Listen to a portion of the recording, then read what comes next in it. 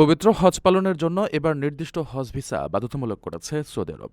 দেশটির হজ ও ওমরা মন্ত্রণালয় স্পষ্ট করে জানিয়েছে, হজ ভিসা ছাড়া অন্য কোনো ভিসায় হজের আনুষ্ঠানিকতায় অংশ নেওয়া যাবে না। এর ফলে ভিজিট, ট্রানজিট, ওমরা কিংবা ট্যুরিস্ট ভিসা নিয়ে যারা সৌদি আরবে অবস্থান করবেন তাদের জন্য হজ পালন সম্পূর্ণ নিষিদ্ধ। তবে সৌদিতে বসবাসরত নাগরিক ও প্রবাসীদের হজে অংশ নিতে নুসুক অ্যাপের মাধ্যমে প্রয়োজনীয় অনুমতি সংগ্রহ করতে হবে। একই সঙ্গে অনুমোদিত বা ভুয়া মাধ্যম ব্যবহার করে হজের বুকিং না করতে কঠোরভাবে সতর্ক করেছে সৌদি কর্তৃপক্ষ।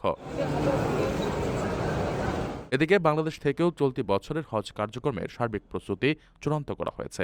আগামী 18 এপ্রিল দিবাগত রাত 2টায় ঢাকার হজরত শাহজালাল আন্তর্জাতিক বিমানবন্দর থেকে সৌদি আরবের উদ্দেশ্যে প্রথম হজ ফ্লাইট ছেড়ে যাবে।